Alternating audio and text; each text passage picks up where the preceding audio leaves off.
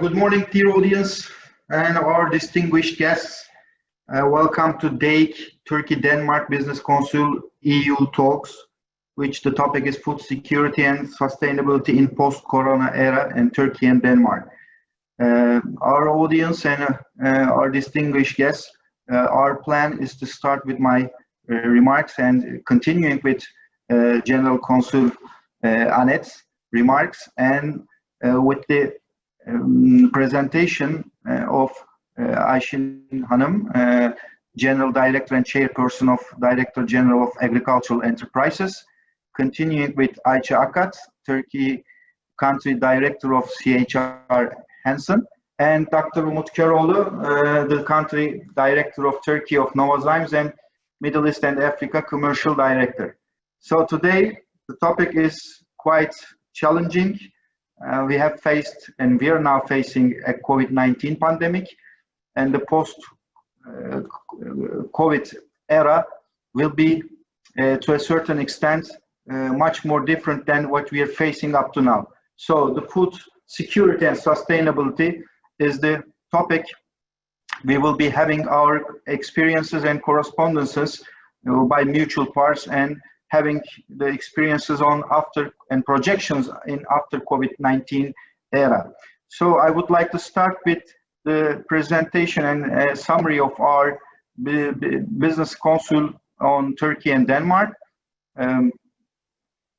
As we know, the Foreign Economic Relations Board of Turkey was established in 1985, and our Turkey-Denmark business consul the Turkish side of the business consul took its first step in 1992. Me as the chairperson of the Turkish Denmark business consul. It was followed by various meetings and seminars organized in Denmark with associations of the country's business community. The business consul was officially established in 1999 in the context of the Danish-Turkish Cooperation Day organized in Istanbul.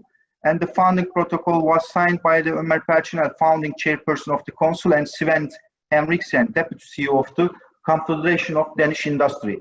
The Consul's activities are focused on the sectors of energy, contracting, biotechnology, furniture, textiles, with Danish companies contributing technical information, expertise, design work, R&D capacities, and technological know-how to partnership, and the Turkish side bringing in labor, logistical advantages, manufacturing capacities, and production experiences.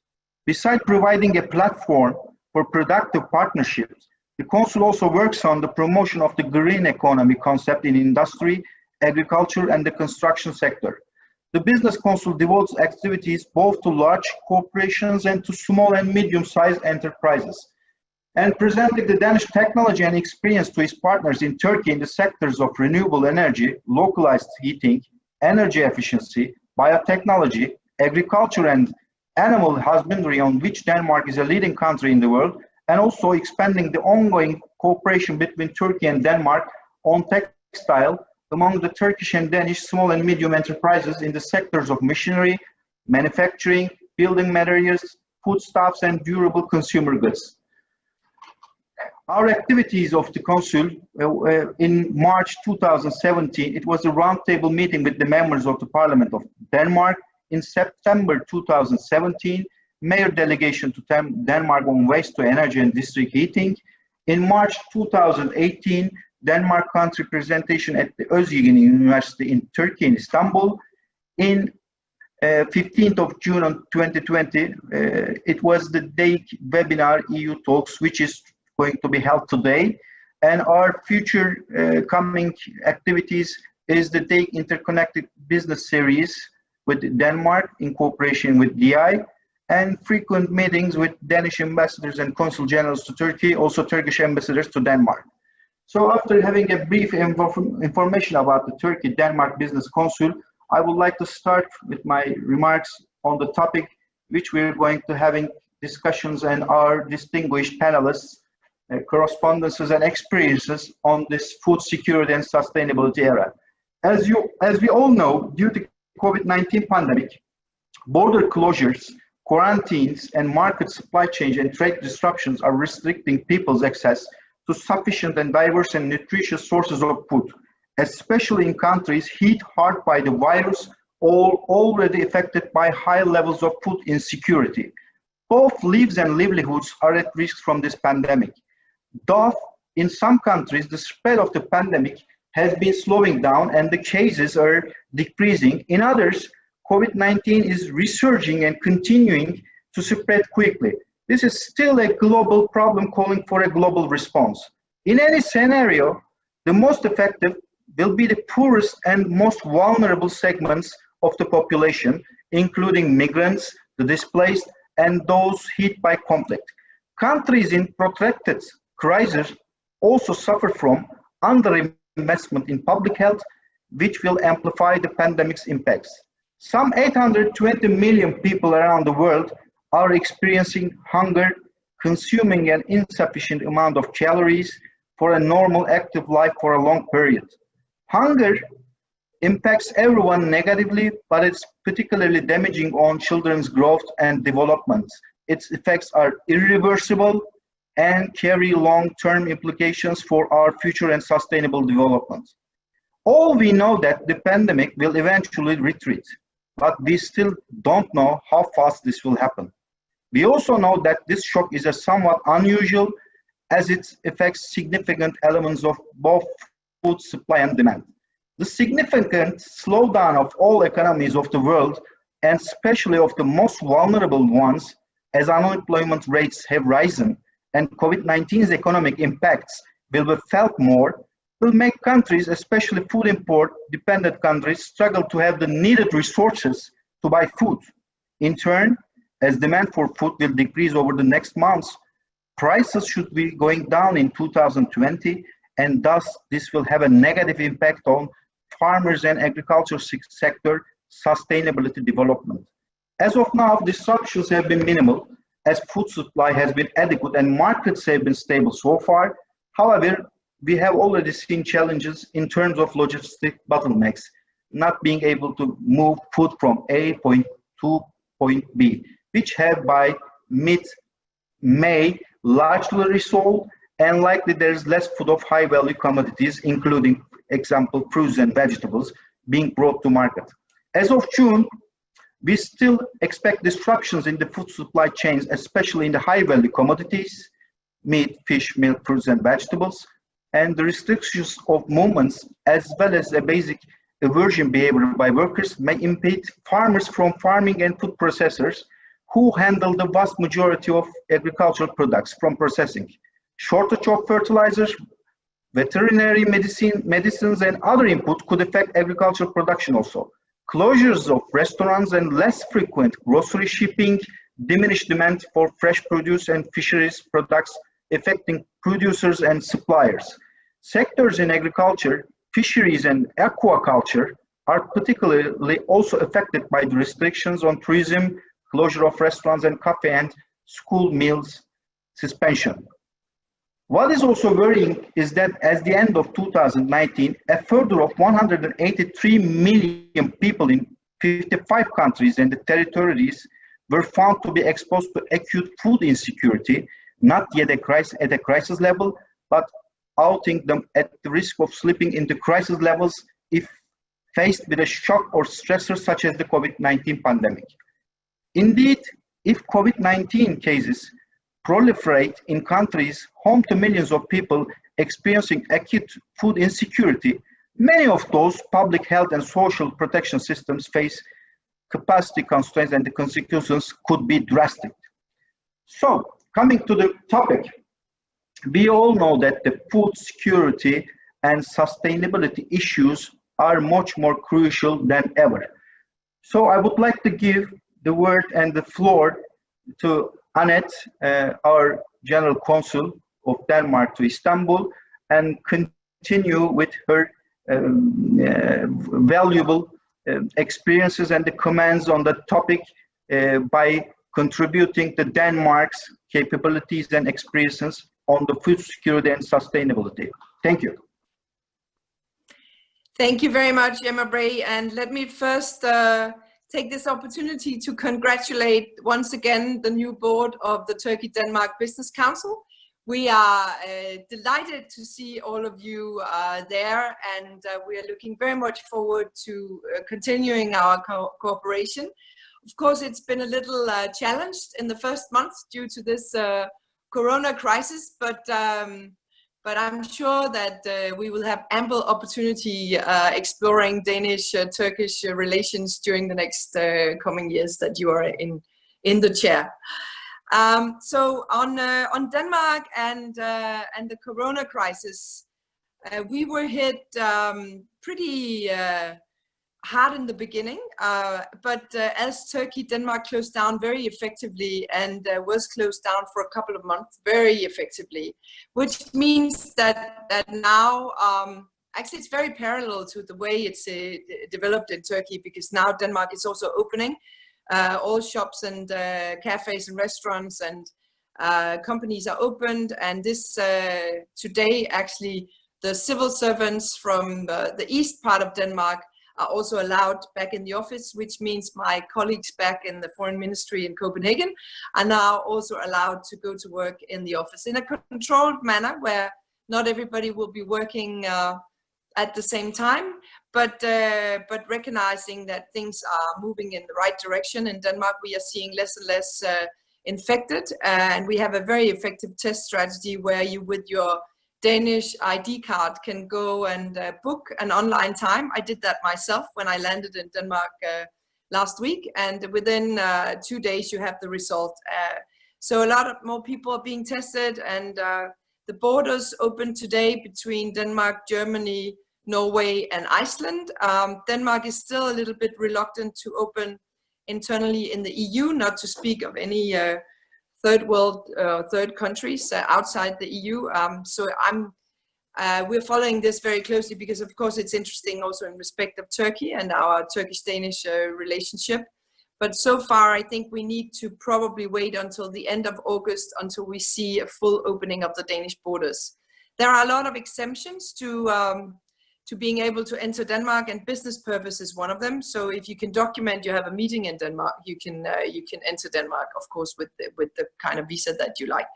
So the government has been very good at introducing a lot of serious measures in the beginning, and now they're being criticized largely for being too slow at opening again. And I think this is one of the situations where it's so difficult to have an opinion, because it is very difficult to know whether who to trust, and you know what not even the experts themselves know exactly what is going on. They have been the medical experts in Denmark have been wrong so many times during this Corona, where they predicted that there would be mass immunity, then there wasn't.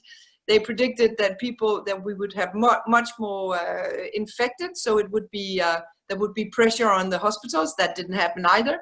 So a lot of incidents where they have tried their best to find out what is happening, but it just proves to me that this is completely new territory and nobody knows how to maneuver or how to navigate.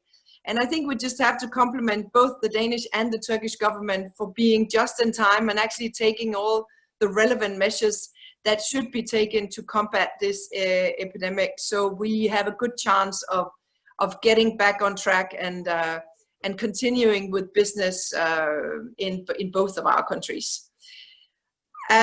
Denmark has introduced, to mitigate some of the economic risks here, Denmark has introduced a large export and investment package to Danish companies, directed primarily at Danish SMEs, but also at larger Danish companies. And we have informed all of our Danish companies in Turkey about this. And there's actually a total of 225 million, which is about 30 million euro, in aid to exporting companies, primarily giving them a discount on the services of the Danish Trade Council to promote their services abroad. And we are in dialogue with so many Danish companies that were not really interested in Turkey before because they found it maybe too risky or our prices were too high.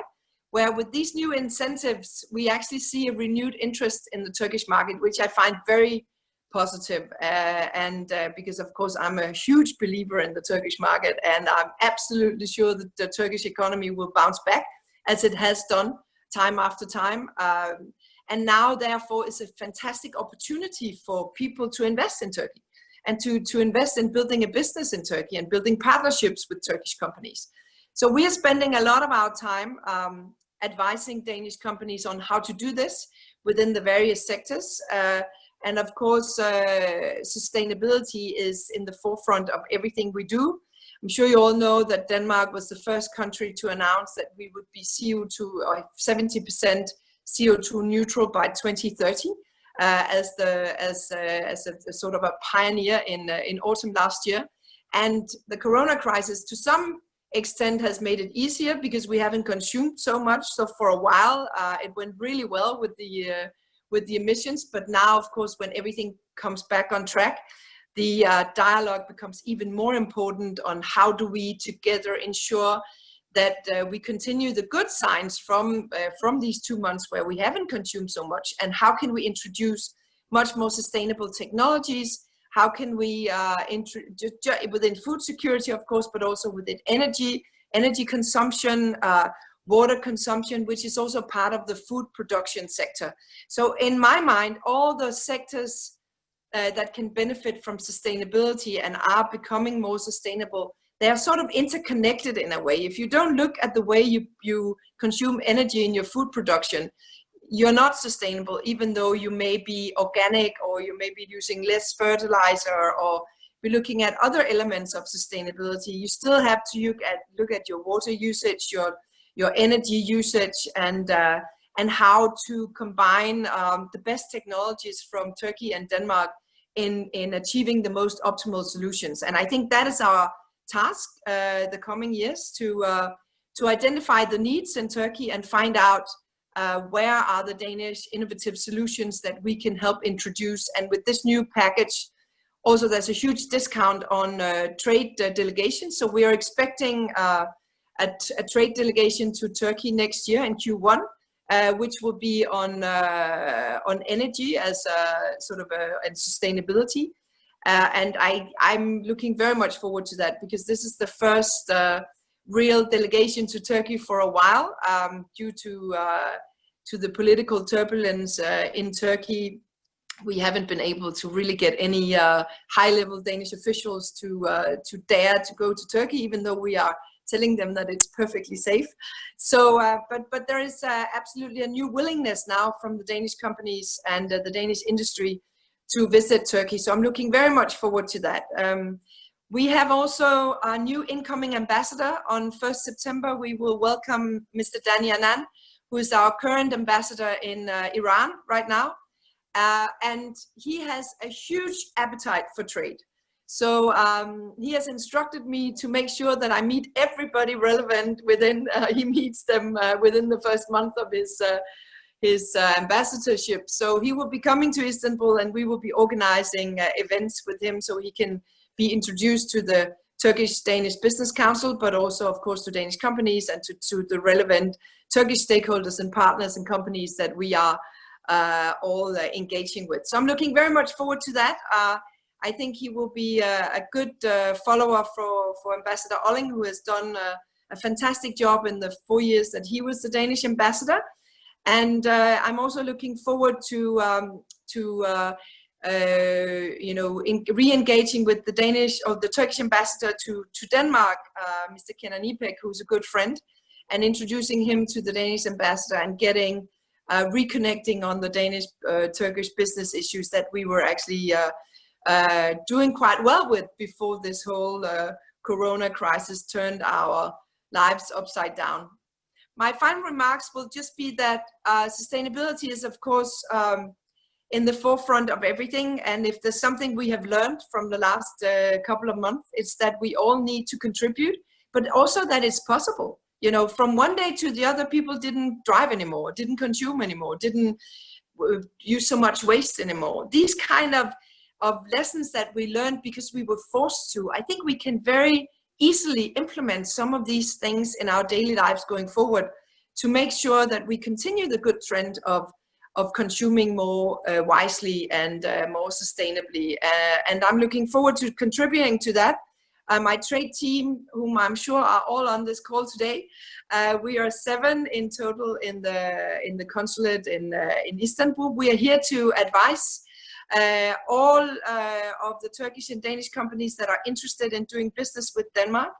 And I'm really looking forward to turning 2020 into a sustainable business year and putting Corona behind us and focusing on the future and all the opportunities that we will definitely have together. That was my remarks. Thank you so much for giving me the floor, and back to you again. Thank you. Thank you, Anette. Thanks for your contributions and your strong belief on Turkish economy and bouncing back. Your remarks on making 2020 sustainable business sharing with Danish and Turkish businessmen and business associations was also appreciated by all our audience, I guess, here and the distinguished panelists. So we will be together working on that hard in 2020, and the following 2021 is much more important for the projects and the projections we have discussed formerly. Thank you for your contribution. Now I would like to continue with Mrs. Işıkgece, Ayşin Işıkgece. I would identify her as the queen of corporate farmers because under her management she is operating more than 330,000 hectares of land in Turkey by being the chairperson and director general of agricultural enterprises, which means that 50% more than an area of Luxembourg.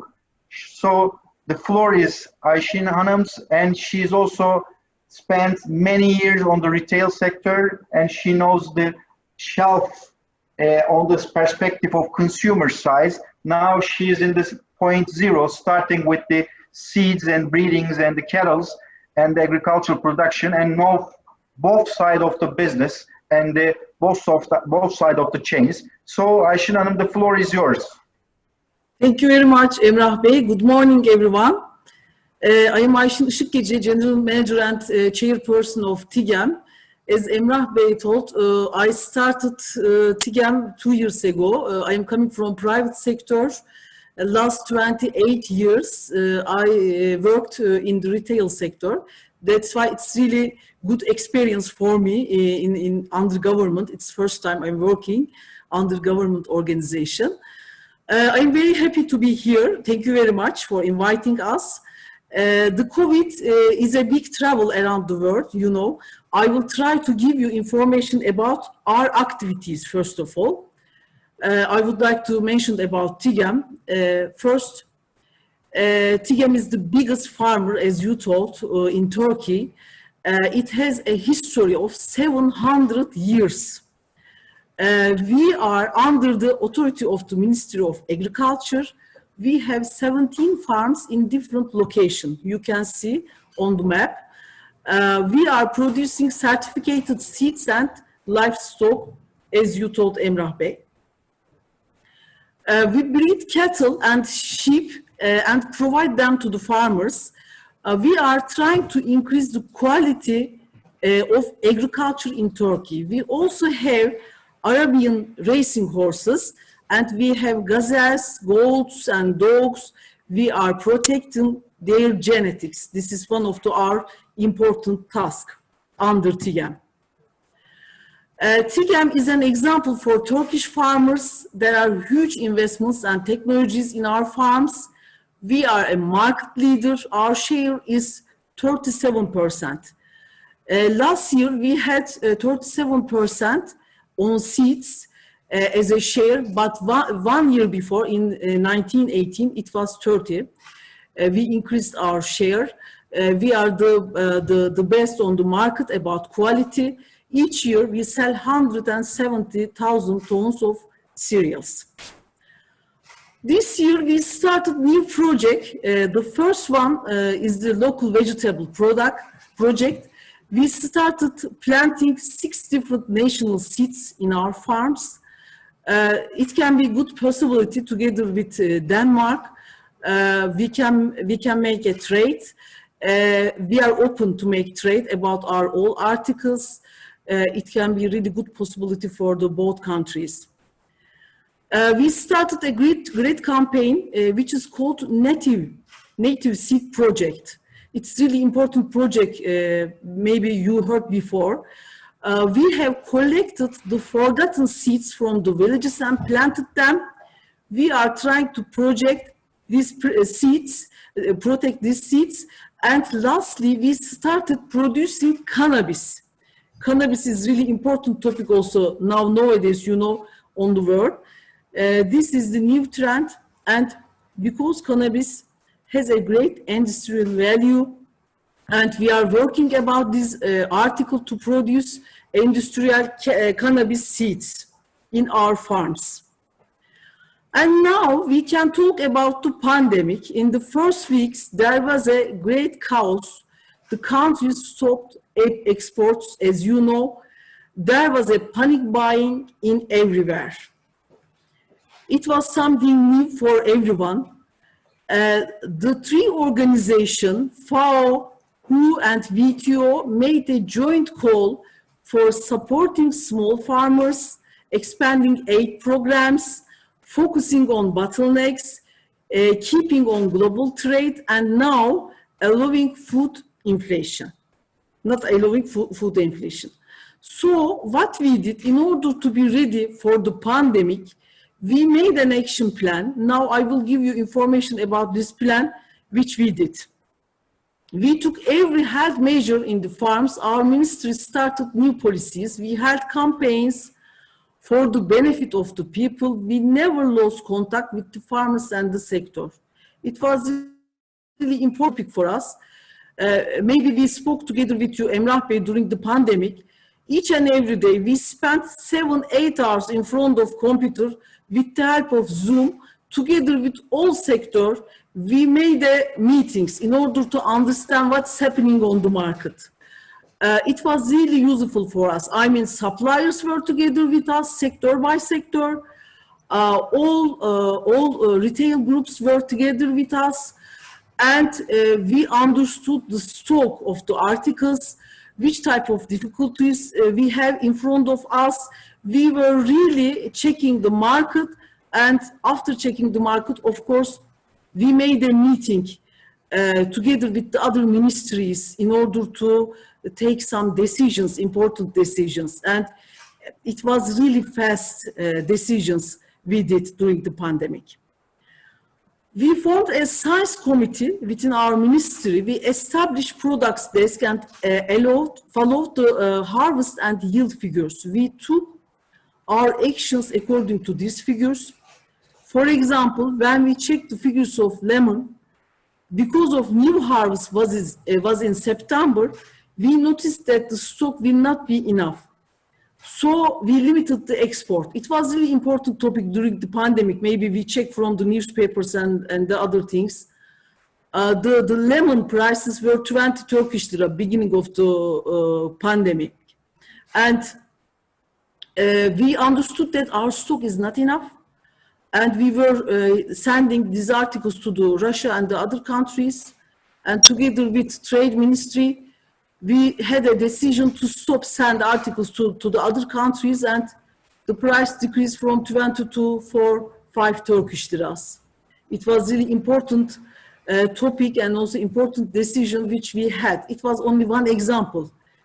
It means that for each important articles, we checked always market, what's happening on the market, because you know from the other countries, retails were really crowded.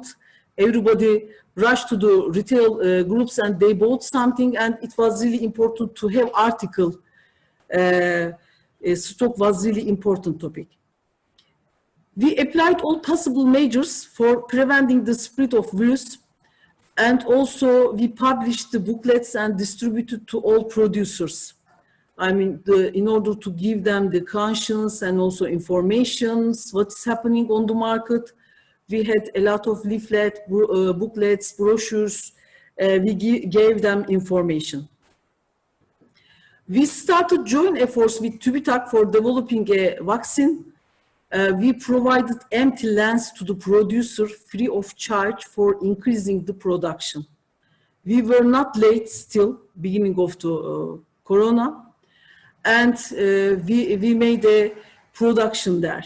Normally, these lands were idle, and now they become an additive source of production. This is very valuable because the quantity of the article is really important, because we don't know what's happening for the next days. I mean, maybe all gates, borders will close, or it will be open. We don't know. I mean, it's flu in front of us, you know.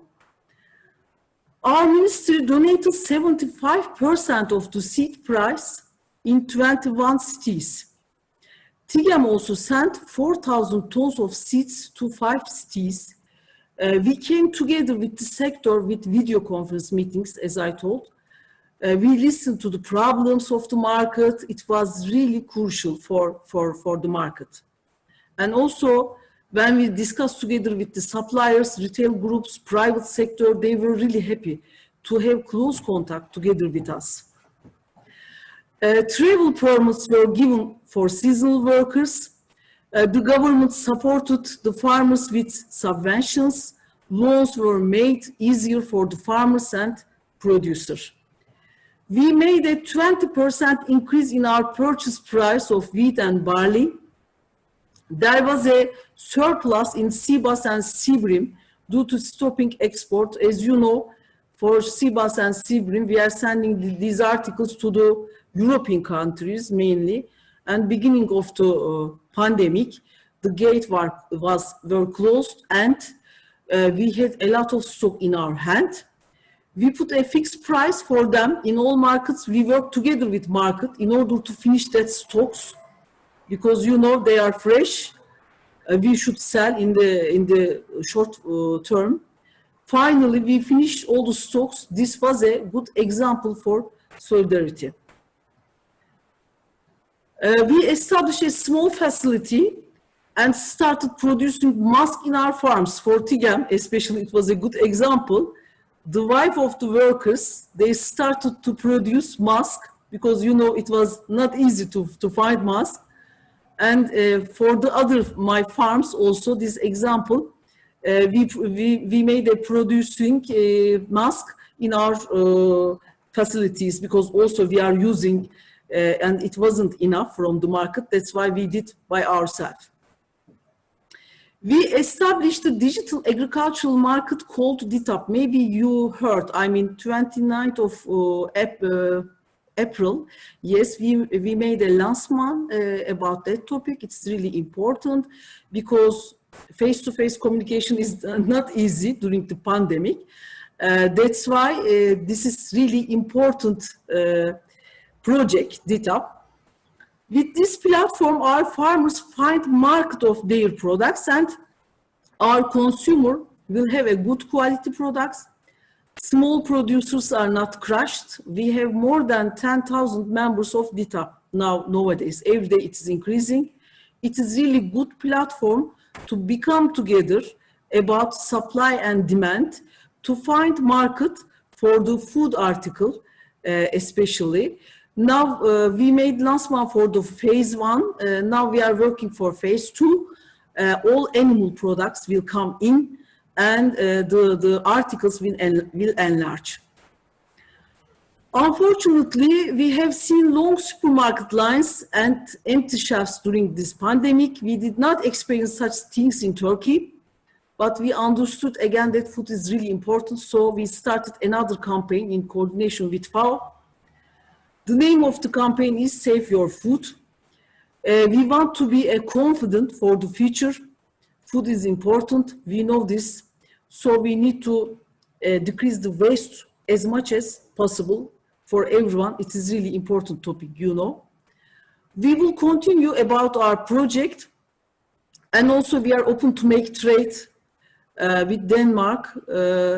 We can make a common meetings in order to find way about some articles in order to create good trade in between two countries. Thank you very much for listening me. Thank you very much for your attention.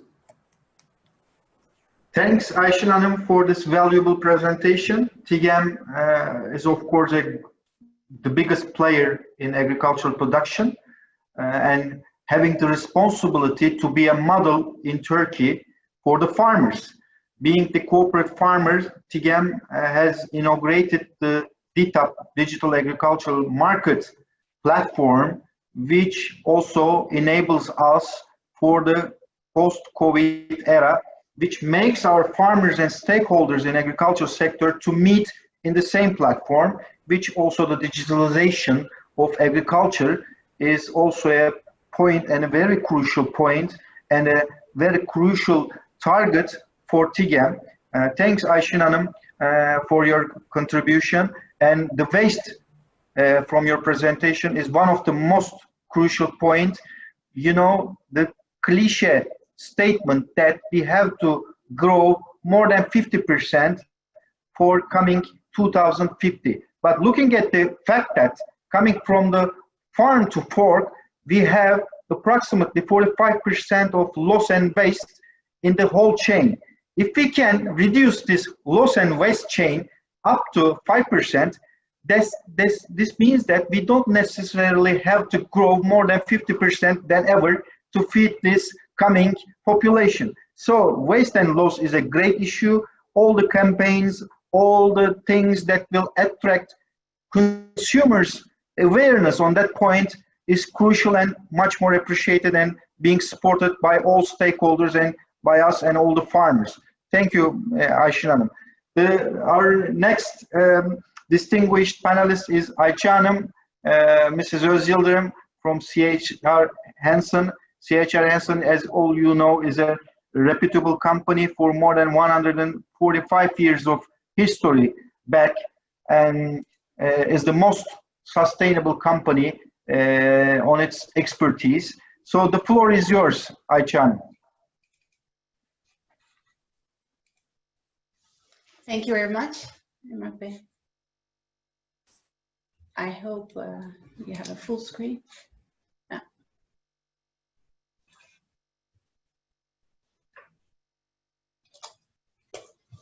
Thank you very much again for the opportunity.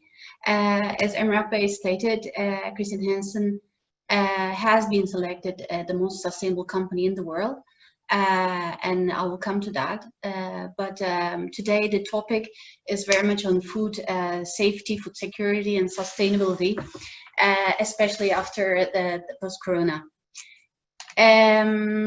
Just about us, if you don't know Christian Hansen, it's a bioscience company, and we develop not only solutions for food, but also for pharma and agricultural industries.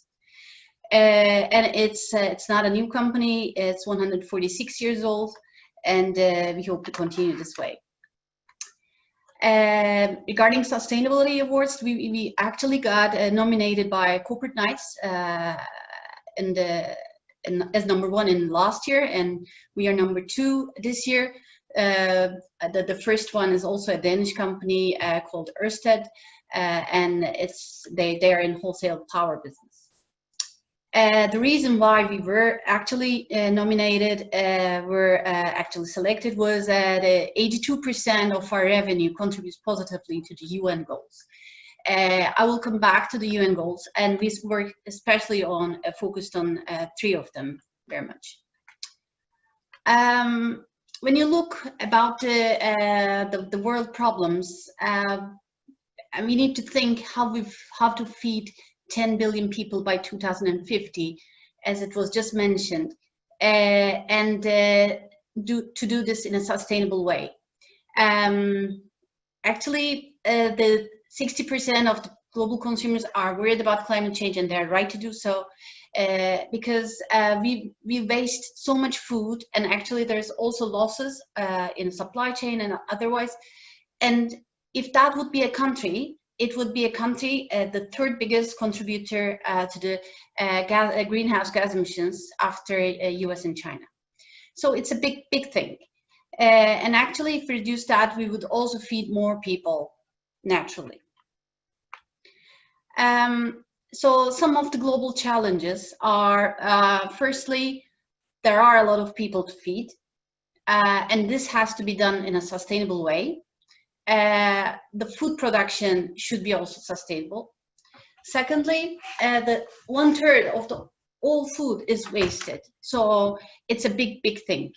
And you see a yogurt picture here. I will come back to that because almost 20% is wasted when it comes to dairy. So as we increase, as we also see in this current Corona crisis, there are a lot of burden on healthcare. Currently, the 700,000 people are dead each year because of resistant infections, and this number will go up dramatically in coming years. Approximately in 2050, the number will rise to 10 million deaths per year if no other precautions are taken.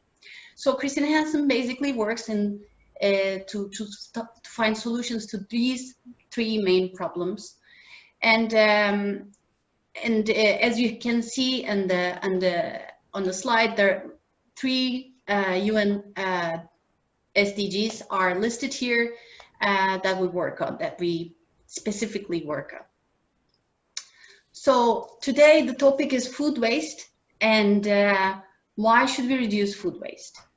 Because there are a lot of hungry people on Earth, and if we could just save the 25% of the waste, that would feed all the hungry people in the world. So it also contributes to the Zero Hunger initiative of the UN. And also the number 12 is responsible production. So we should also take care about that. When you look at the 3 United Nations Sustainable Development Goals, which I think also Umut Bey will touch base on, these 3 are very much in line with the products of Christian Hansen. That's why we selected these 3. So to give an example, we have solutions for each of them, and I don't want to go into detail, but you can have more efficient production or increase crop yields, so you can get out of the land per square meter, you get more crop, or you get more out of milk. When you look to the health aspect, you have much more, you can increase your immune system and therefore get less affected by diseases. And the same is valid for animal health as well. But today the topic is food waste, and I will talk more about that. So you can protect your food without any chemicals by completely natural ways using some of our solutions. So what does food cultures do? Actually, food cultures can help your food fresh and safe. And it's not only applied in dairy, but also we see more and more ready-to-eat foods and salads. It could be applied in dairy for sure, both cheese and yogurt and others, in wine and meat and fish. So our aim is not only extending shelf life by natural means, but also keeping your products fresher for longer. That means you can spoil the yogurt in the supply chain, but also in your fridge. So to eliminate these things, you put some good bacteria into the yogurt or into other products listed here to extend shelf life. It's a natural way, and it's completely validated by a lot of customers of ours as well. So the overall aim is increasing product quality and safety, therefore decreasing food waste, both at home or in supply chain, and creating more sustainable production methods for our customers. So how does the bacteria do that? The food cultures help extending shelf life. The first graph on the left is without any bioprotection. You see, for example, in the day 15 or 20, some kind of mold in your yogurt. And if you add the good bacteria that help protecting the yogurt, you can see it maybe on the day 30 or 25.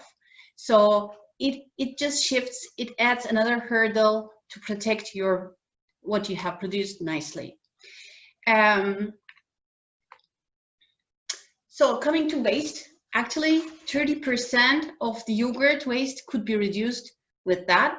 And you can see this is actually yogurt produced on the same date. It's unbelievable, but this one has this good bacteria in it. This one has hasn't that, and this one is completely nothing is added. So we all might come across to this in our fridge if things go wrong. So dairy, why dairy? Because dairy is both consumed widely and also is very fragile in supply chain and has relatively short shelf life. Actually, after Corona, what happened? This report I got from Euromonitor lately, and when you look, packaged good is more or less the only item that has increased in sales, and although it was expected to decrease if there would be no Corona. So after Corona, we can see the 6% increase in packaged goods. So people tend to buy more packaged goods because they're afraid of the artisanal or other production methods. If that you can see it's increased. So and these sentences I copied from the report as well. Actually, it's very much in line what I was just telling you since some minutes.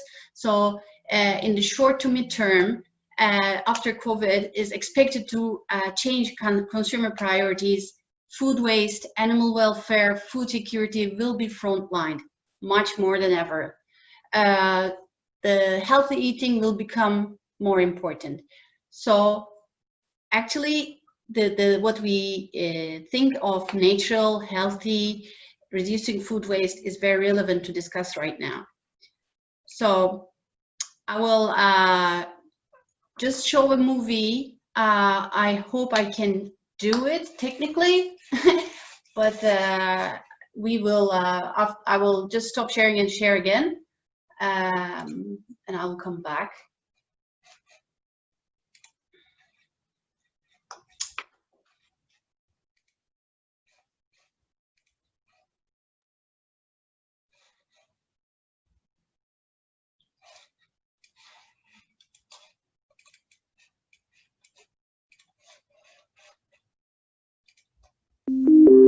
Food waste is a global challenge, with 1/3 of all food being wasted. In the dairy industry, 20% is wasted, and 80% of the yogurt waste is related to a short best before date.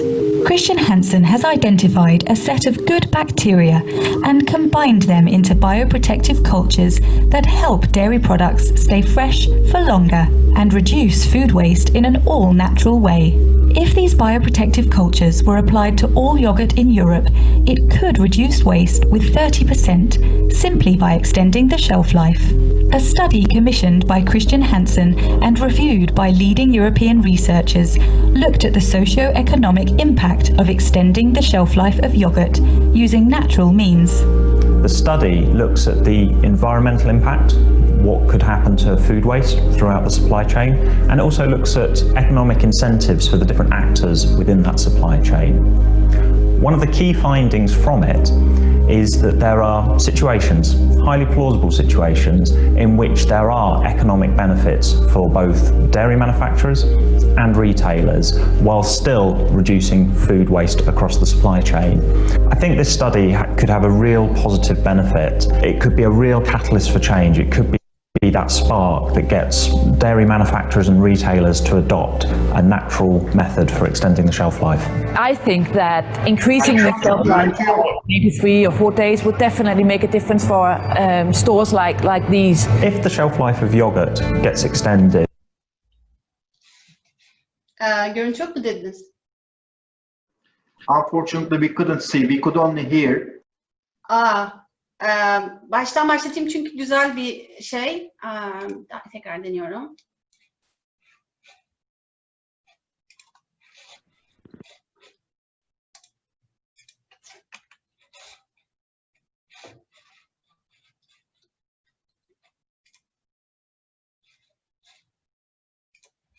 Kusura bakmayın.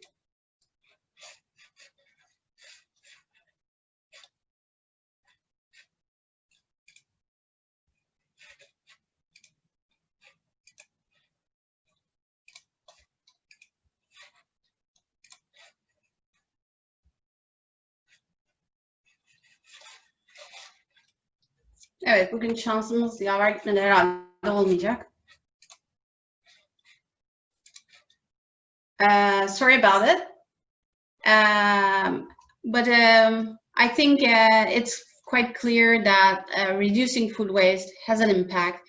We can do it naturally, and that savings of food waste would benefit us both economically, but also just feeding more people on Earth. So with that, I wish to thank you all for listening to me, and I would be open for questions. And I can send the link to the presentation and the video if need be. Thank you, Ayça. Thanks for your contribution and the good practices under Hansen, which you have mentioned. Maybe we could share the link of the video from our chat panel. The panelists could have time to watch that video. Unfortunately, technically, we couldn't watch it. And your remarks in healthy eating, yes, healthy eating will become even much more important than ever. This is important.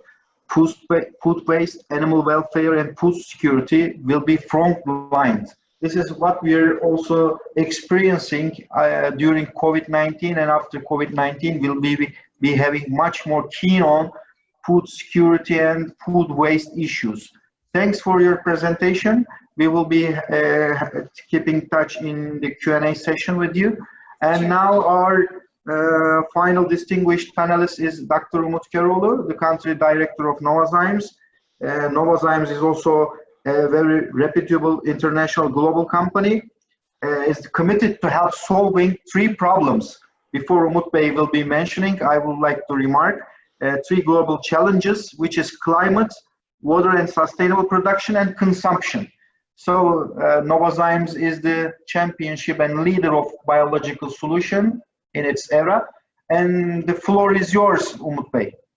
Thank you, Emrah Bey. Thank you very much. And also, thanks for everyone joining. I think, having a lot of people with this sustainability mindset around the table and then listening them is just, I would say, another day of an eye-opener also for me. Also, thanks for bringing us together and as well the opportunity given. So from one side, I'm gonna share my screen and I've just took the 3 slides, just pictures. I'm not gonna bore you with that, with a lot of, I would say, verbose things. But just before that, there are always, so to say, advantages and disadvantages starting early or finishing at the end. So the good thing is all the clever, so to say, people before you bringing really good insight to the table. The challenge is what else you can bring to the table. So, and if you don't mind, I guess I just want to refer a couple of things that the distinguished panelists brought to the table, just a kind of refresher, and as well making sure that I just don't want to overlap with the other things. So I think you started with especially the insecurity of the food and as well, the limitations that we have, Emrah Bey, that I believe, COVID-19, prior to COVID-19, no one would have expected that that's the reason why it just generated this disruption. Anette underlined the importance of why we should all contribute. I think it was a great statement also she did. Like, we have seen that change is one, in majority cases, change is extremely difficult, but COVID-19 made us change very fast in an agile way. So it's just, I would say, another thing that probably no one would predict. And Ayşin was also mentioning agility from one side. From the other side, the importance of togetherness, why we should do this all together, because you know, when I'm gonna speak about Novozymes, I'm gonna also bring it to the table. You know, we are just you know, strong as we are together. You know, we are just as much as impactful as long as we are together. And then Ayça brought the importance of food waste, that if I also combine it with what you have said, by from one side, we keep hearing this, it's becoming a cliche, but it is also, you know, cold truth that there will be 3 billion more people in the earth by 2050, which means there are more mouths to feed, where I believe, you know, the activities or the actions that we are taking right now will be a kind of game changer by 2050. If we are gonna do the things in the way that it should be, we will see the positive outcome of it, and vice versa. But from one side, let me share my screen, and from the other side, maybe just add 3 things. I would say from a perspective of you know, what COVID-19 brought to the perspective.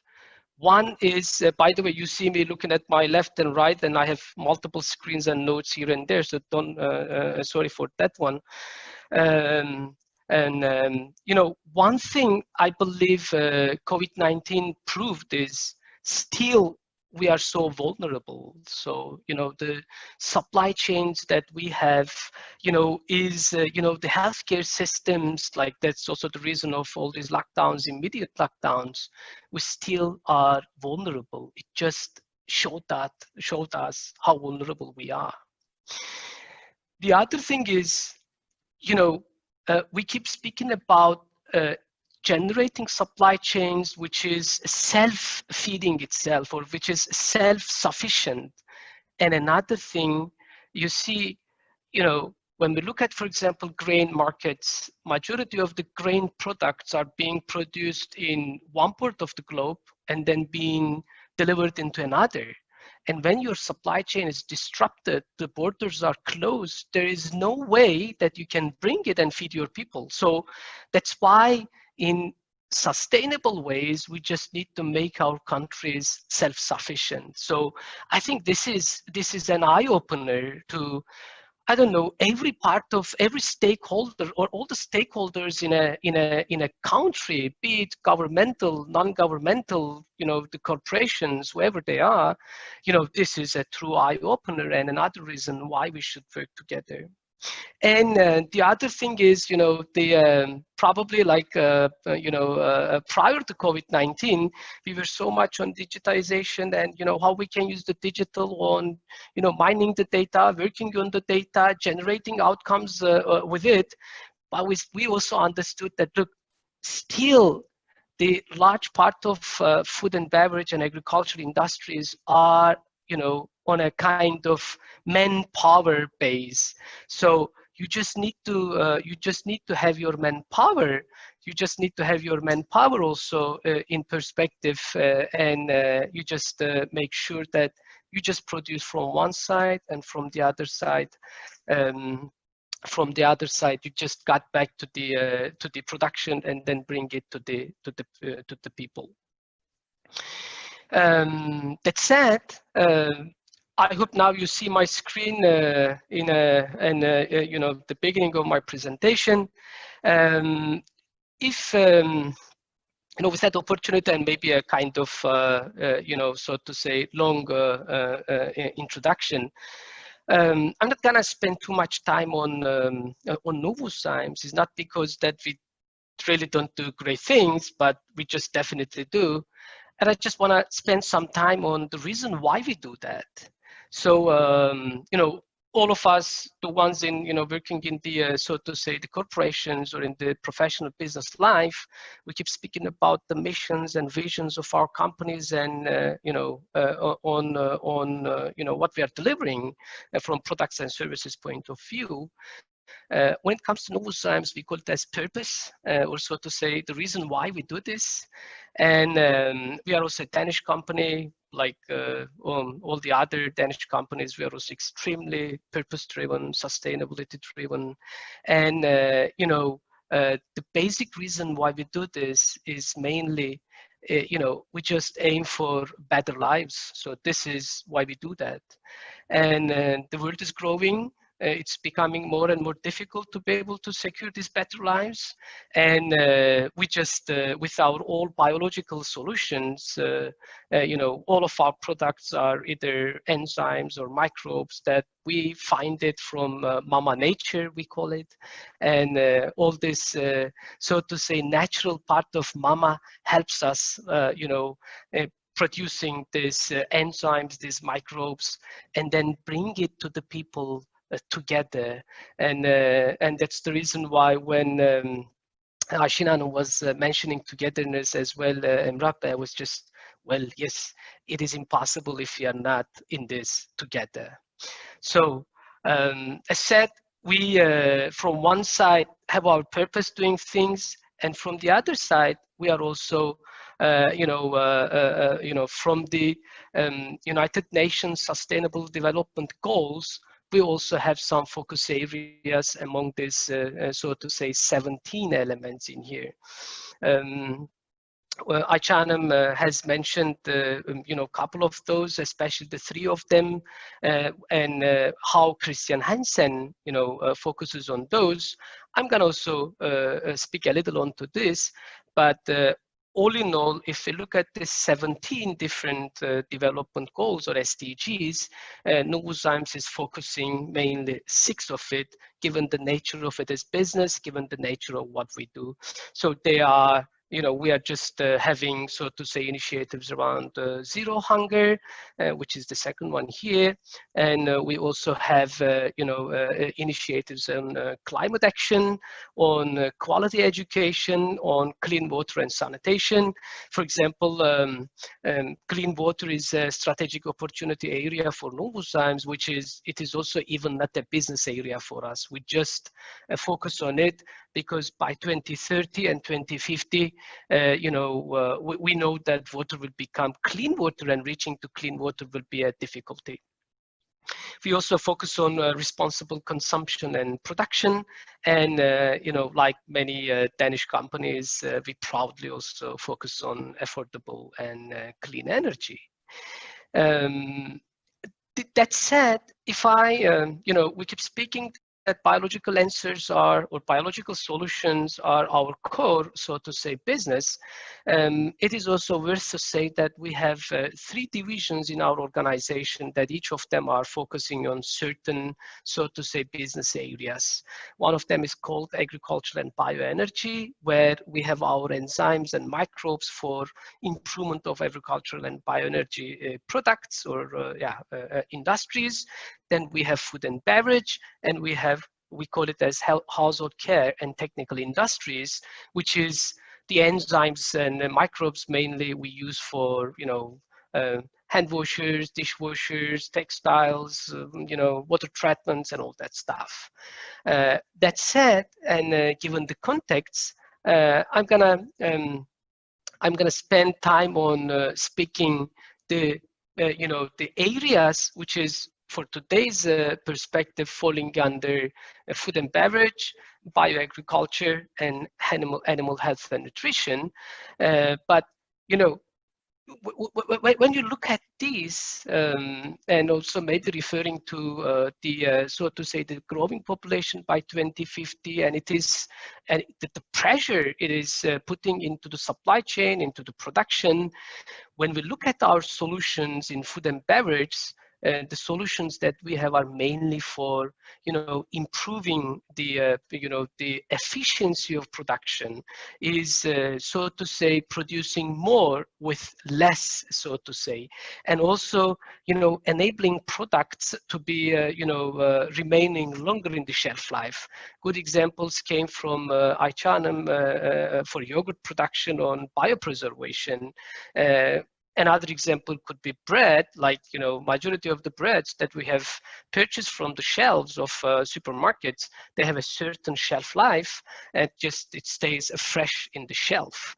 So the fact which now COVID-19 pressed us or pressurized us, buying more packed foods with this hygiene focus and all that stuff, having this longer shelf lives or remaining fresh in the shelf became an important thing in a vast majority of the, so to say, processed foods. So from one side, you are improving the processability, you are improving the efficiency, and from the other side, you just make it stay longer in the shelf. Then when you look at the bioagriculture, we have our solutions, mainly biostimulants or mainly products, which is helping the efficiency of a crop per acre of a land. So it was a total eye-opener to me when I was once speaking with a colleague when he said that, look, a per acre efficiency of a grain, sorghum, so to say, in Italy is six times higher than, say, that in Africa, in Kenya.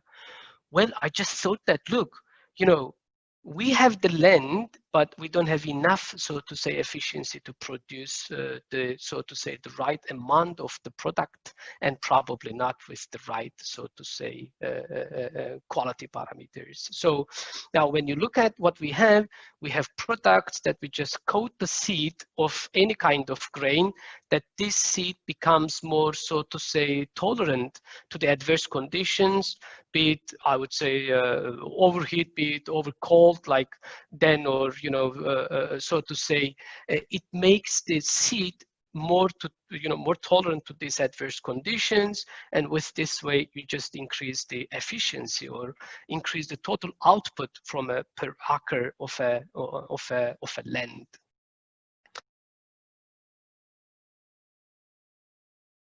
Couple of examples from our animal health and nutrition area. We also, from one side, Ayşin was also explaining, the number of cattle and, the sheep and this and that we have. From one side, the number is important, but from the other side, again, the efficiency is also important, that when you feed these animals, the nutrition of it and the biodigestibility of it should be also on the right side to be able to get the right outcome or the efficient outcome from this, so to say, from these protein sources, because in the end they are the protein sources for us. So that said, here comes my last slide, and maybe I just spent speaking half of my time, or maybe 1/3 of my time, also speaking also the examples like here.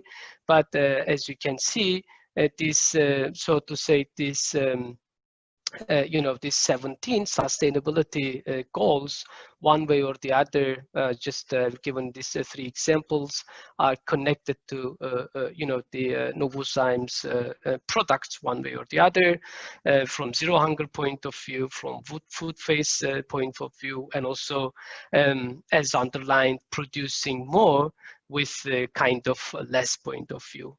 And that said, maybe final thing that I would be underlining in here is maybe if we consider, when we look at all these sustainability activities that we have, all these, so to say, initiatives running here and there, the efficiency question we should also ask ourselves, that, we have all these separate activities together, but we should be thinking all together have to probably make it more efficient and take more outcome with it.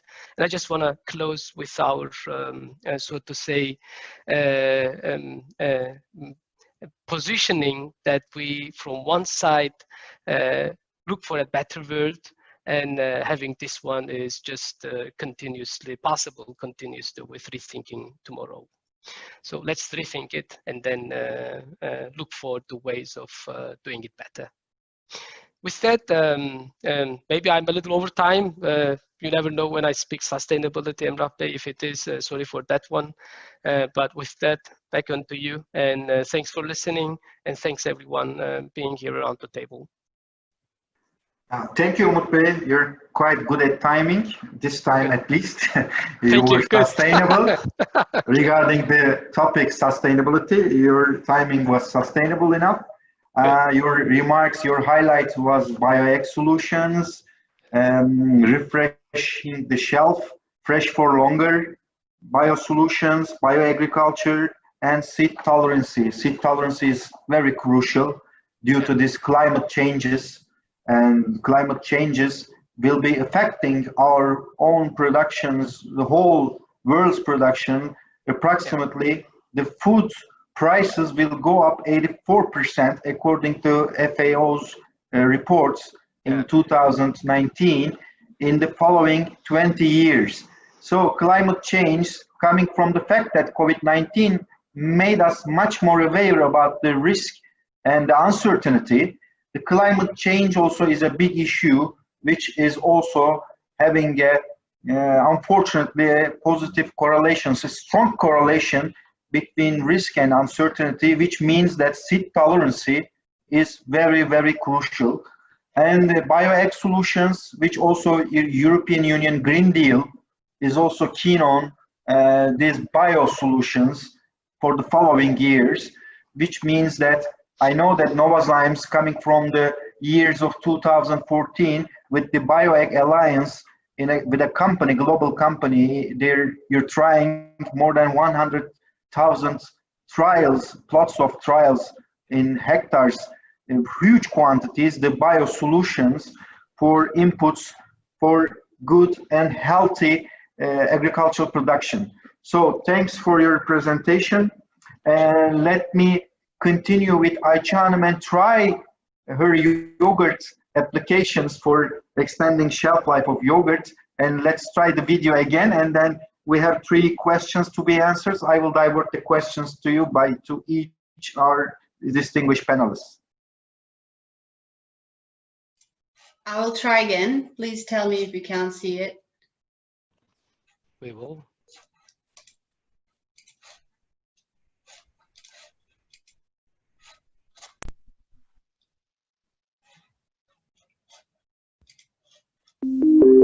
Food waste is a global challenge, with 1/3 of all food being wasted. In the dairy industry, 20% is wasted, and 80% of the yogurt waste is related to a short best before date.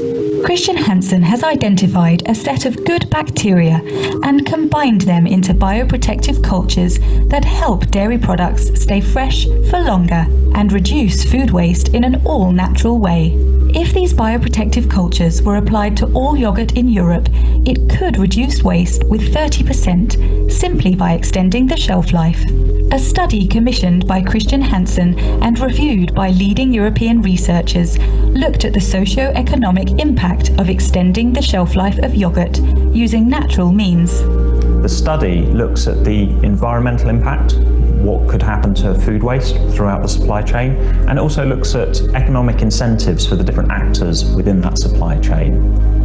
One of the key findings from it is that there are situations, highly plausible situations, in which there are economic benefits for both dairy manufacturers and retailers, while still reducing food waste across the supply chain.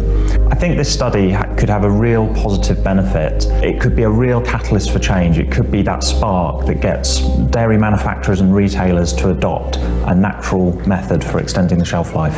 I think that increasing the shelf life by maybe 3 or 4 days days would definitely make a difference for stores like these. If the shelf life of yogurt gets extended using something like FreshQ in a natural way, then we know from lots of studies that consumers often look for products on the shelf with the longest possible shelf life. So there's the opportunity for manufacturers that are producing yogurt with longer shelf life that they could gain market share as a result of this.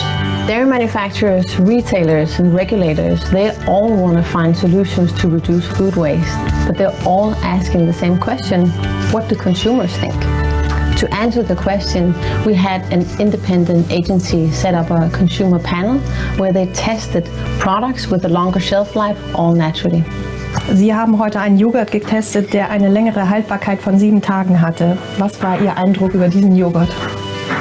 Also ich habe da eigentlich keinen großen Unterschied geschmeckt. Würde es Ihr Einkaufsverhalten ändern, wenn Sie die Möglichkeit hätten, einen 100% natürlichen Joghurt zu kaufen, der auch eine längere Haltbarkeit hat?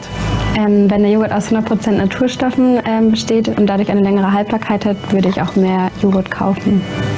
Ich würde mehr davon kaufen, ja. Wären Sie auch bereit, 5 Cent pro Kilo Joghurt mehr dafür auszugeben? Ja, auch 10 Cent. I think one of the really interesting conclusions from this consumer panel was that if you actually inform consumers about the benefit a product can have on food waste, well, that means they actually prefer that product. Christian Hansen has embarked on a journey to fight food waste using good, natural bacteria. We invite you to join us in this fight. Together, we can make a difference.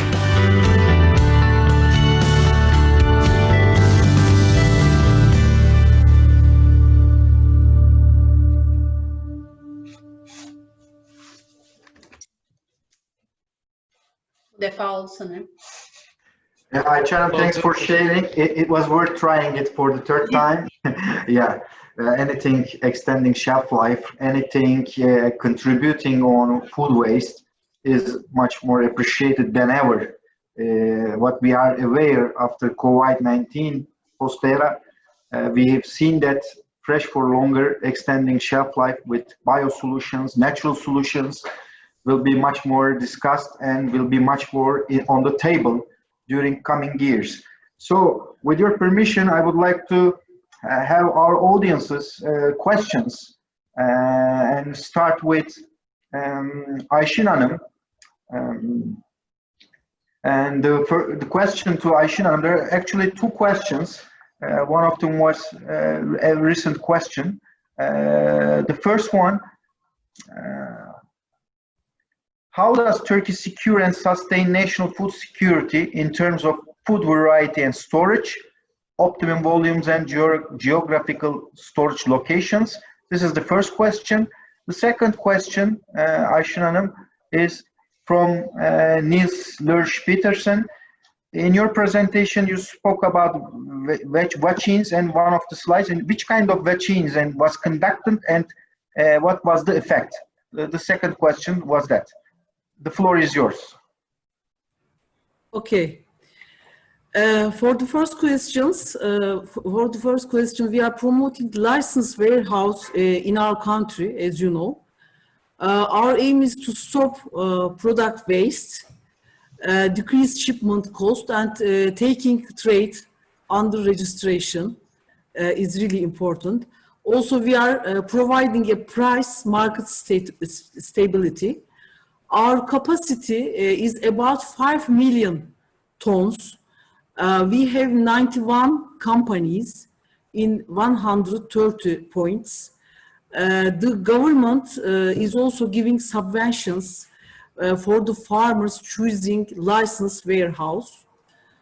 And also our quality assurance responsibility persons are working about the standards, because if we check Corona, it's something different than the other standards. I mean, who is selling food, who is transferring food, who is keeping food in the warehouse, has to have some different standards. That's why quality assurance responsibility guys, they are writing a guide, they are writing a new standards because it's something totally different than the other standards, you know.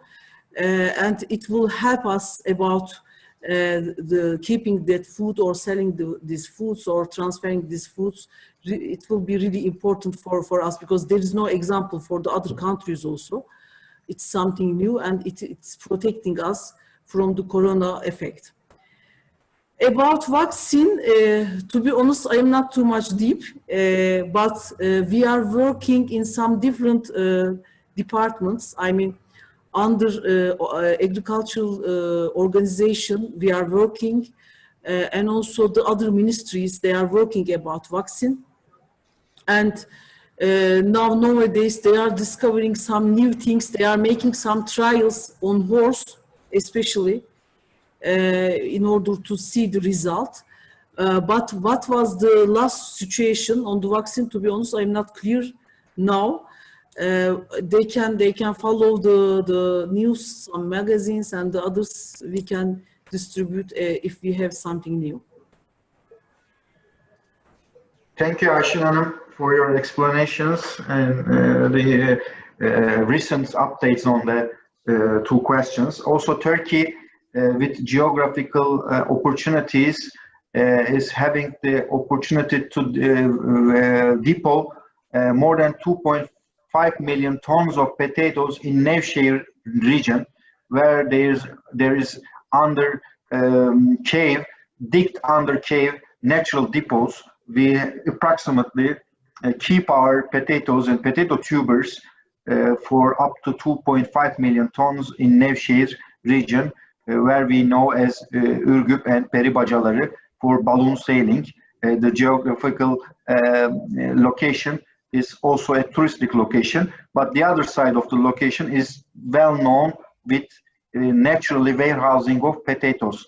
A contribution on my side regarding to agricultural capabilities of Turkey for logistics. And the second question to Ayça Hanım and Umut Bey, you can answer both. How you would like to prefer, and I can also support you on that question. How soon digitalization and artificial intelligence and advanced technologies will be applied in agriculture, and what kind of educational requirements does such a widespread application entail? And what is Denmark's experience in this regards, rather than Turkey? What is Denmark's experience in this regards? Thank you. You want to go first, like ladies first? Or do you want me to take it? Umut Bey, buyurun. Well, I think it's a good question, because in the end, digitization. We keep speaking about it. We keep speaking highly about it, and from one side, it has benefits, and I was also mentioning during my part, especially from one side, you just need to set up the digitization in a way that it just gives you the right outcome for your decisions, to base your decisions. From the other side, you still need to design the things with the brain power. So this is important. So I think then this is what we need to do is just to combine the things into each other. Two examples that I have thought of when you were asking the question. One was, given that we do the business in biotechnology area, and biotechnology, since everything is just natural, you just need to mimic the natural conditions when you are developing something. And all this mimicking what kind of natural differences might happen from a temperature point of view, from a pH point of view, from a, I don't know what kind of, in the end, what we do is biology. All these DNAs, we just work on these things. So as much you are able to simulate the things, that much you are able to derive outcomes with that, Emrah. So, you also referred to the seed coatings, for example. You just from one side collect the data, then mine it, then so to say model it, and then once you model, you just need to get so what is the right then the seed stimulant or the coating which will be the most adaptable to these conditions. So that's why what we do, we just collect the data, mine it, model it, and try to fit into this one. that's why seed coatings could be an area that I can refer. Another thing would be, we also know that the animal proteins are becoming extremely expensive, and also generating too much of carbon dioxide, that we are from the other side trying to get carbon neutral. And that's why the protein ingredients or the protein from vegetable sources is also becoming important. But the taste is different, the texture is different. That's why we also collect data, especially from the fact that, okay, so what kind of protein profile we have and what kind of, so to say, flavor and texture that it has, and then start generating our products to be able to generate a protein profile which is, so to say, digestible, palatable, and efficient from that perspective. So these two examples, I hope, can make the participants to do a kind of connection between how digitalization can be used in so to say, in sustainability, so to say, efforts, if it covers.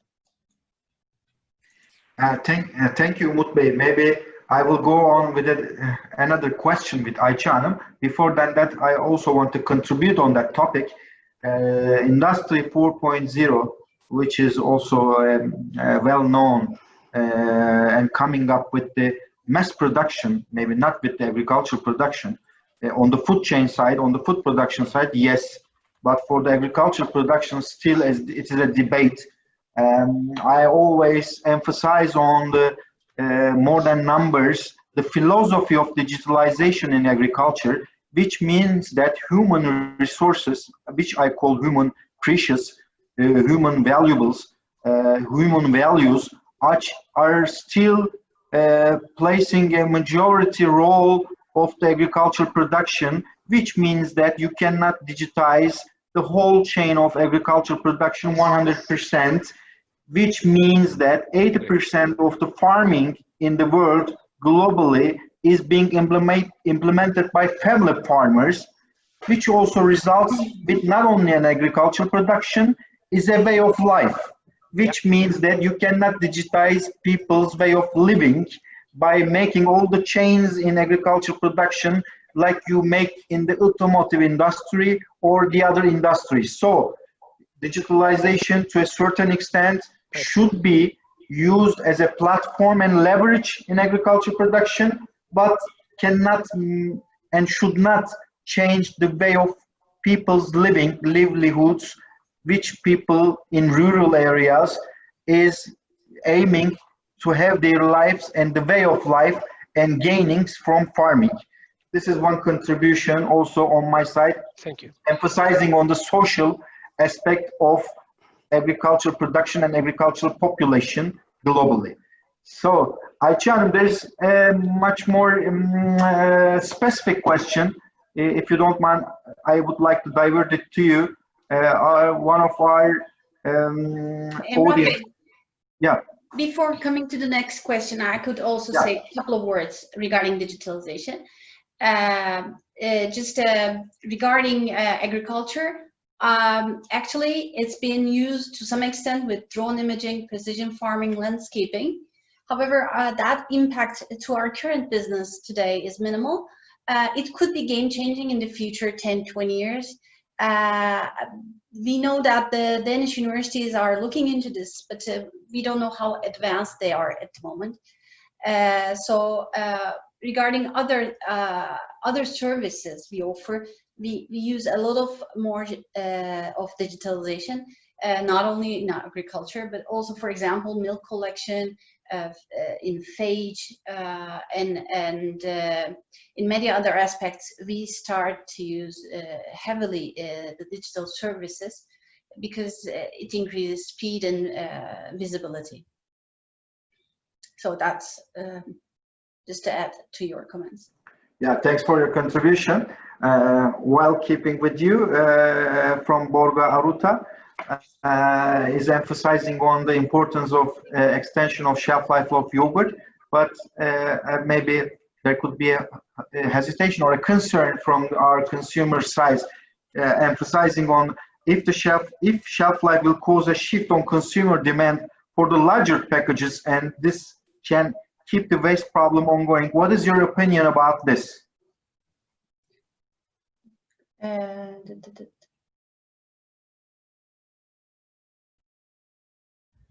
Actually, if the consumer buys a 5 kilogram pack instead of 1 kilogram times 5, that will overall reduce the pack size and reduce the waste in terms of packaging. And if that 5 kilogram yogurt keeps fresh along his shelf life and could be consumed within that period, there would be basically less waste. Maybe I didn't understand the question. The question was that if the shelf life extends to a certain extent and we have much more shelf life than before, will the consumer demand towards buying much more than they need? Which means that is this also could be possibly result with a food waste? I believe not, because now also it's some companies in Scandinavia started to put also not only best before dates but also good after dates. So people tend to smell the product or look visually and still consume it if the date is expired. So this is like emerging trend actually. So I don't expect that to happen. Thanks for your answer. Another question, maybe I could answer that.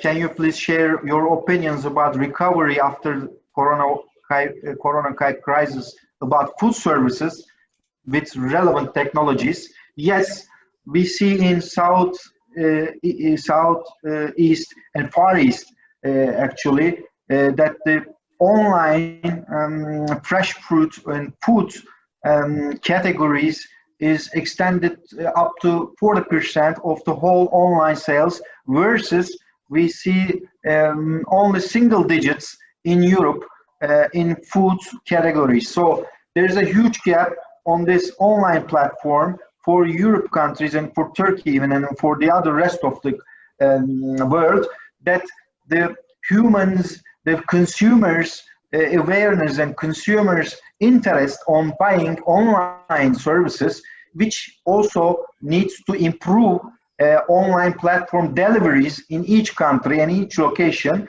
will be the new challenge and will be the new era of the trade and the big volumes and just-in-time deliveries for the shelf life regarding the improvements in shelf life extension is going to be a huge challenge. And the trade, I think 50% of the trade for food categories will be online in the upcoming years and will be available via applications, as you may also experience, as you're experiencing for the last 3 months extraordinarily. Maybe I could have the answer to that question, and I like to continue with Anette. The question, there were 2 questions actually. The first question is, what kind of opportunities are there in Denmark-Turkey collaboration for the circular economy transformation, which also Denmark is very keen on and have a vast expertise and experience on circular economy. The second question was from Figen Hanım. He was the chairperson of women cooperatives in Turkey and likes to collaborate with women cooperatives in Denmark and trying to have the engagements and the networking channels to contact with the Danish women cooperatives. 2 questions, Anette.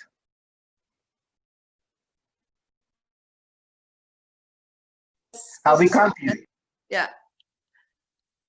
Thank you. Let me start with the first one. Of course, being the first female consul general from Denmark in Turkey, in Istanbul, and having a largely female-dominated trade team, I'm a huge advocate of cooperation and, of course, also women's women's partnerships and societies, because there is still a gap to be filled in respect of women in leadership, both in Turkey but also in Denmark.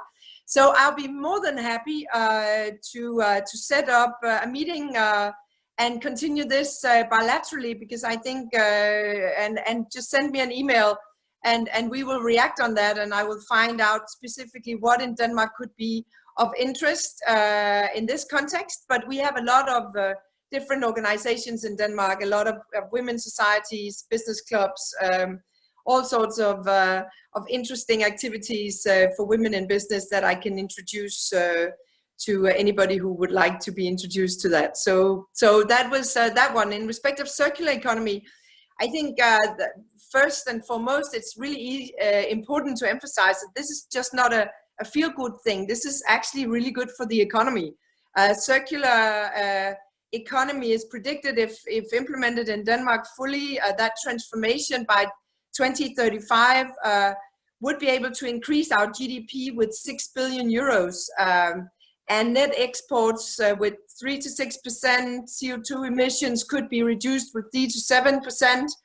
And most importantly, the use of raw material could be decreased with up to 50% in certain sectors, which of course is really interesting, also from a food waste perspective. And the food sector, I think food production is one of the most important sectors where we could cooperate much more between Denmark and Turkey, and I think we should explore that. But also within textiles and specifically within sustainable energy production, like biogas, waste to energy. I know Istanbul is now building a huge waste to energy facility, and this is one of the elements in circular economy, which I think is really important. You know, how do you actually make sure that when you do waste, that you get something out of that? And looking at those opportunities is quite relevant. And I think we have a lot of interesting technologies in Denmark that could benefit the Turkish market, and we have a lot of knowledge on how to do circular economy business models that we would very much like to share with our Turkish business stakeholders. Thank you. Thank you, Anette, for these explanations. We are having questions, but unfortunately we have limited time. Maybe I will divert these questions after the sessions, and we could be having contact with our audience and could separately answer their questions. For today, we're of course suffering from extraordinary days for the last 3 months. Food sustainability, food security, these issues are crucial. And I know that before COVID-19, all the participants, distinguished panelists which are on this panel were discussing these issues formally regarding the United Nations Sustainable Development Goals. So the COVID-19 just as being a catalyst to make people's aware of that issues, and maybe we have so much limited time to access to that goals. But now, since everybody, since every stakeholder, since every consumer, every grower, in every part of every sector is aware, I think our full commitment to that issues will be much more efficient and will be developed maybe swifter than we have expected. So thank you for all participating, and to our EU talks, which will also is a traditional EU talks after COVID-19, and will be continuing with more than 140 business consul talks. And thanks for your presentations, thanks for your contributions, and thanks for the answers to the questions. And see you next time in the upcoming events regarding post-COVID-19 era, regarding on the food security and sustainability. And if for the final remarks, I would like to give each of you, Anette, Ayşin Hanım, Ayça Hanım, and Umut Bey, the last statements to the audience. Thank you.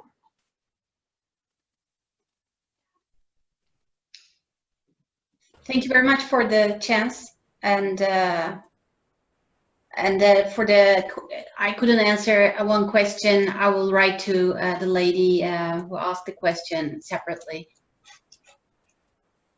Thank you, Ayça Hanım. Ayşin Hanım. Thank you very much for your organizations. Now we can understand that distance are not important, so we can come together. And as we mentioned during the presentation, and also Umut Bey mentioned many times, being together will be really important for the next days, next years, and we are ready for that. Thank you very much. Thank you, Ayşin Hanım. Anette, anything to contribute on that? Well, just want to thank you again for organizing this, and I look very much forward to exploring future business opportunities with the Business Council, but also with all the participants to this webinar. And I encourage everybody to send us questions or comments or propositions for business cooperation. Our emails are on the website of the consulate, and we would be more than happy to engage in dialogue on anything that has to do with the Sustainable Development Goals. Food safety, anything sustainable is what Denmark stands for. So we look forward to continuing that cooperation. Thank you so much. Thank you, Anette. And finally, Umut Bey.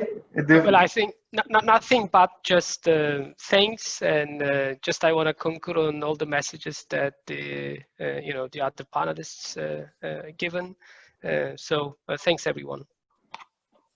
Yeah, thank you, our distinguished panelists, and thanks for the audience participation and keeping their calm till the end of the session, which means it was 100 minutes, 1 hour and 40 minutes. Thank you for this efficient and valuable webinar. Thank you. Good.